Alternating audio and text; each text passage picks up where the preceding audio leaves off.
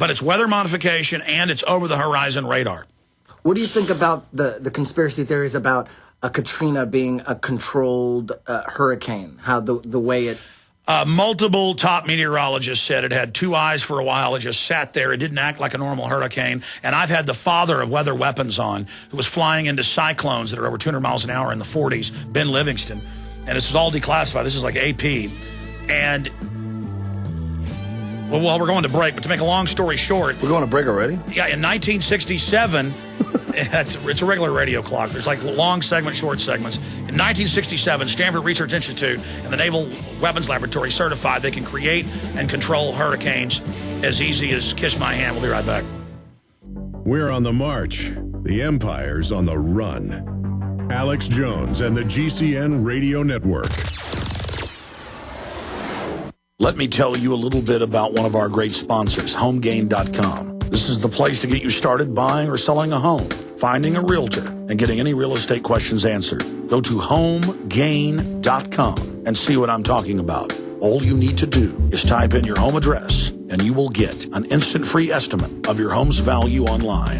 This is a great way to be able to monitor the value of your home. And again, it's absolutely free. There are tons of tools to help you.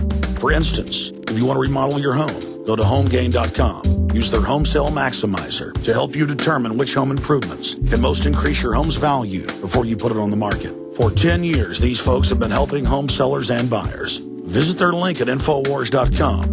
Look for Max, the orange Home Gain Gorilla, to help you with any real estate needs you might have. You'll love this site. It's HomeGain.com. HomeGain.com. Check them out today. Listen up, friends. This is Alex Jones with key information. The mainstream media is now admitting that we're going into a depression. Don't be dependent on the government for you and your family. You need to get your own supply of high-quality storable foods from eFoodsDirect.com. They're the best company out there, the longest continually operating, with a ton of great food to choose from. It's all fresh, made on a monthly basis, not some old cruddy food they're selling you like some of the other guys. Try their new Evacuation Pack, a 2-week supply of delicious, easy-to-fix food. It comes with all the equipment you need to prepare it. With open talk of a strike on Iran in the next 3 months, the crisis in the Gulf, and possible evacuations, get yourself and your family ready today. The place to go is eFoodsDirect.com. Go to their website online right now, eFoodsDirect.com/Alex, or call 800-409-5633. Again, on the web, eFoodsDirect.com/Alex, or give them a call at 800-409-5633. When you're out on the road, the last place you want to be is on the road.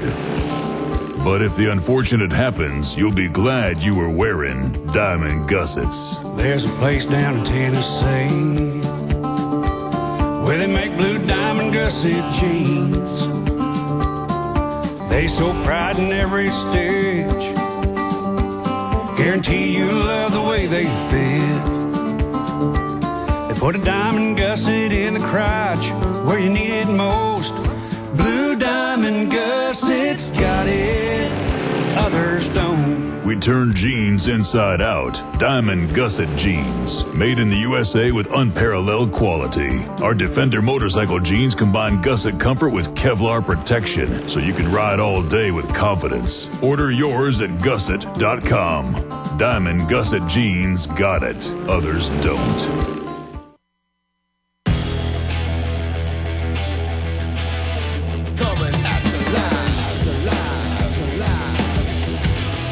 Live from Austin, Texas, broadcasting worldwide, it's Alex Jones. Okay, I told Eddie Bravo and Joe Rogan they're going to stop asking me questions because I want to talk to them. But Eddie's back with more questions. You wanted to get into Machete. El Machete.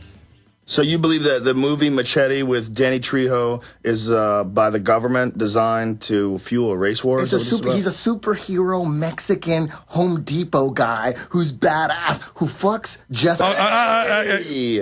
Beep that out. I'm sorry. Dude. I'm sorry. I totally... Okay, but just okay. We took care of that. Are we good? Did we take... Yeah, we did. Sure. Okay. They're ready. I feel like it got out. No, it didn't. I feel like that one might have. Okay. Stop, guys. Come on. Sorry, guys. Come on. It's this guy. FCC, Anyway, I love so you this guys. movie is really a plot to explain what this movie's really all about. Okay, a month and a half ago when the whole mosque thing started, I said it's CIA funded. I went and looked, Rockefeller Foundation funding it, the co-owner of Fox News funding the mosque. Then Fox News counters the whole mosque thing as a way to create division. So now I think Rodriguez is being get upset about it. Yes, and it turns out Fox Studios is funding Machete. Okay, yeah. Fox Studios is funding Machete. And it's getting state funds to be made. And I got the script. Hispanic members of the crew were upset, saying this is going to really create division. It's a race war film. And I got the script, and then they came out and said, you don't have the script, that's not in the movie. And then it came out as word for word the script.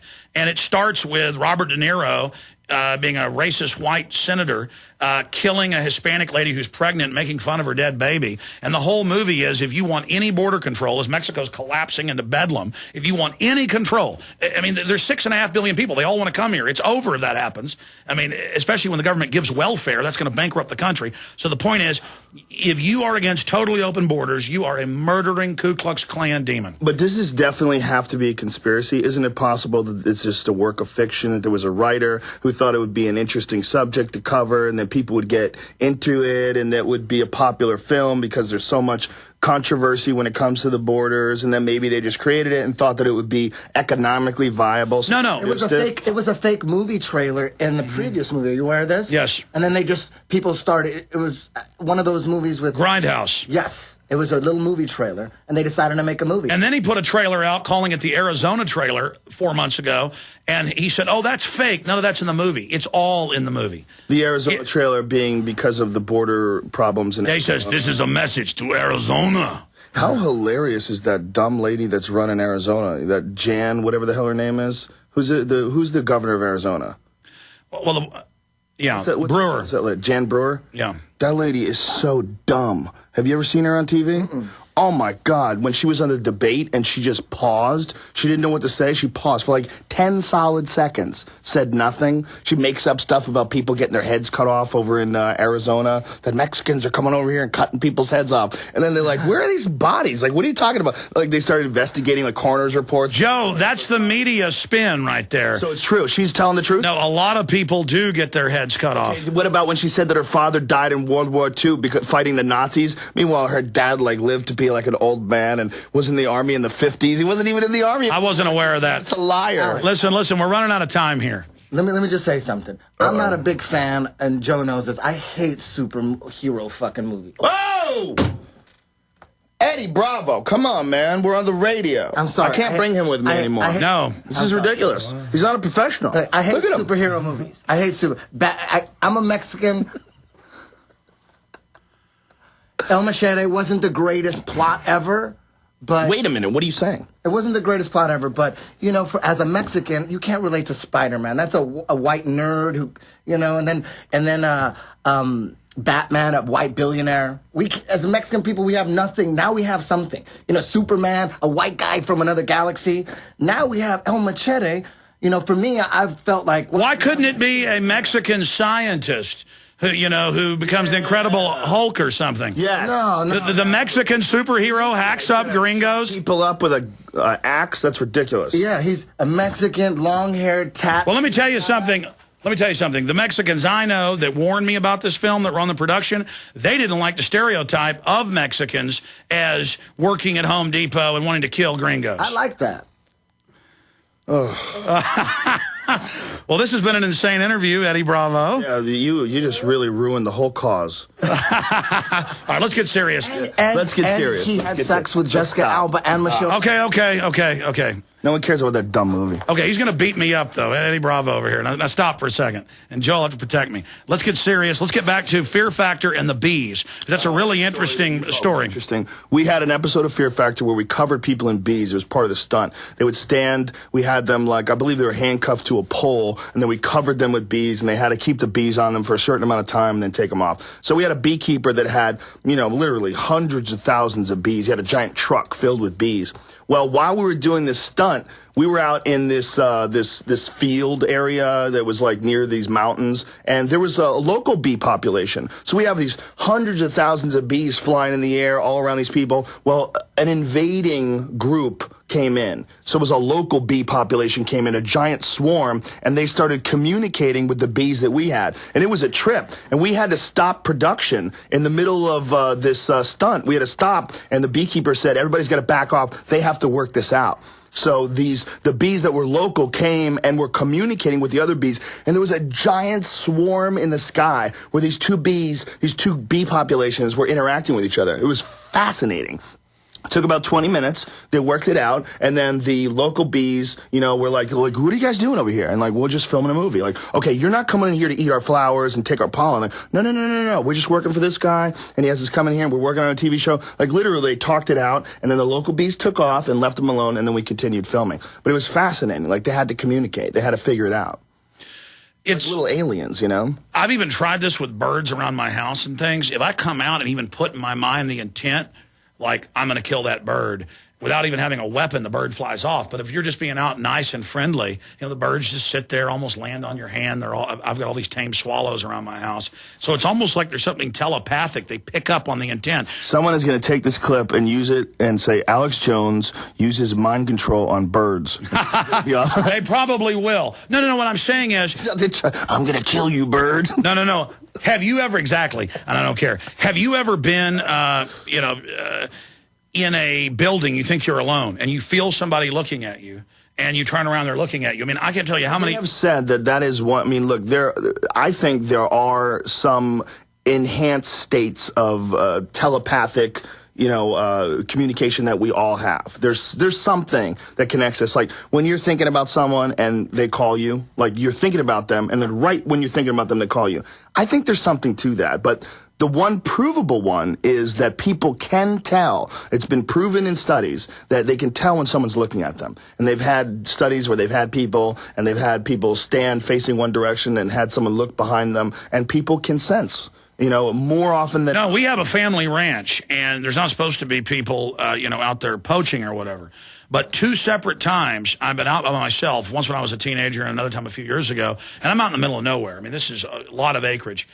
And I feel somebody looking at me, and I walk 200 yards through the woods right up to somebody poaching in a deer stand out of season. I mean, I couldn't see the deer stand, couldn't see the guy. I could feel them looking, and then went through the woods. He was up high so he could see me, and he was like, yeah, I was looking at you. I mean, it was like automatic. In a black helicopter? Somebody is looking at me. You don't worry about a dude like that shooting you? Like, he's out there shooting deers illegally, and you're like, hey, buddy, what are you doing up there with a gun in a tree wearing camo? You don't worry about he's going to shoot you? No, because, I mean, most good hunters, I mean, they're going to need to see... They're not going hunters don't poach. Well, exactly. They're not going to shoot our cows that are out there, hopefully, too. I mean, there are idiots that get drunk and drive up and think that cows every year are deer, and they shoot them. Really? Yeah, that happens a lot. Or they have those fake robot deer that the cops put up, the game wardens and idiots just pull up and start blasting off the side of the highway. They film them, right? Is it the robot deer have cameras on them? Yeah. Nice. Here's where your money's going. Robot deer. Are we going somewhere with the bee story?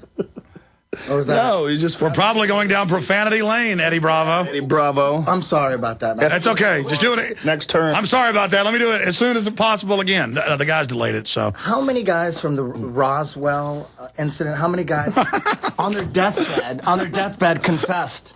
There's a couple, Ramey, right? Yeah. And, Philip Corso, right? Yeah, that colonel. How many? Was there 2 or 3? Are you on top of Roswell? I'll say this. There is it just came out in like the BBC 2 weeks ago that Churchill thought aliens were invading. They had these flying saucers flying all over London, tracking their planes. And there's a lot of stuff going on. In China, remember, airport closed down maybe 3 months ago? Yeah, no. I mean, they've had giant craft... Over Dallas a few years ago, remember, like giant blimps. I mean, they look like blimps because they were blimps. And ABC News aimed cameras in Salt Lake and said, look, it's aliens. And it was just a giant Homeland Security blimp. But here's the issue. I'm sure out of all the trillions of galaxies that are out there, there's some stuff going on. My issue is the distances and everything. And, of course, then there's space-time continuum, dimensional travel, things like that have been theoretically developed. Like the mind of Max Planck 110 years ago with equations created atomic theory and the plans for atomic weapons. And that was a guy on a chalkboard envisioning this. So I have no doubt whatever we can envision, it seems to either come true or we're then able to to later build it. But I just don't get into UFOs and things, Eddie, because I can't prove it one way or the other. I mean, I can prove they're putting mercury in shots and that it's a plan to brain damage people. I can prove that they created tetanus vaccines to sterilize women. I have the absolute admissions, and I can't get people to care. They're like, good, well, you know, I love it. I love